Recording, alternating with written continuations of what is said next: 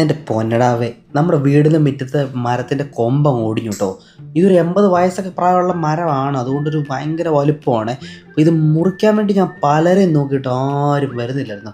അങ്ങനെ ഞാൻ ഇവന്മാരെ കണ്ടുപിടിച്ച്. ഇവന്മാർ കുറച്ച് പൈസയൊക്കെ പറഞ്ഞ് പിന്നെ ഞങ്ങൾ ബാർഗനൊക്കെ ചെയ്ത് അഡ്ജസ്റ്റ് ചെയ്തു.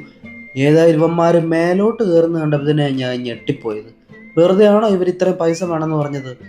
കയറയിൽ കിണറ്റിൽ നിന്ന് മറ്റേ വെള്ളം കോരുന്ന പോലെയാണ് വലിച്ച് മേലോട്ട് കയറ്റുന്നത്.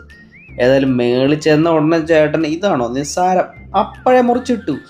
മേളിൽ കയറിയ ചേട്ടനോട് പിന്നെ ഞാൻ പറഞ്ഞു, എൻ്റെ പൊന്നു ചേട്ടാ, നിങ്ങൾ എന്തായാലും മേളിൽ കയറി, എന്നാൽ മറ്റൊന്നും കൂടെ മുറിച്ചാലോ?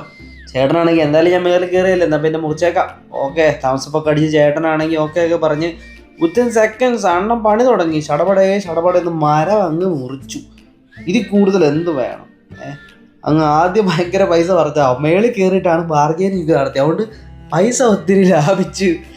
ഏതായാലും ഈ സാധനം ഒന്നും ഇവിടെ ഇടാൻ പറ്റത്തില്ലെന്ന് പറഞ്ഞ അവസാനം അവർ പോയിട്ടാണ് വേറൊരു പൊടിക്കുന്ന മെഷീനൊക്കെ എടുത്തുകൊണ്ട് വന്ന് ഇലയും മരം എല്ലാം അവർ പൊടിച്ച് പിന്നെ ക്ലീനും ചെയ്തിട്ടോ. നല്ല ചേട്ടന്മാർ. പിന്നെ ഞങ്ങൾ കുറച്ചൊരു ബിയറൊക്കെ മേടിച്ചു കൊടുത്ത്, ഞാനും അവരോട് ചിയേഴ്സൊക്കെ പറഞ്ഞൊരു ബിയറൊക്കെ അടിച്ച് ടാറ്റയൊക്കെ കൊടുത്ത് വിട്ടു.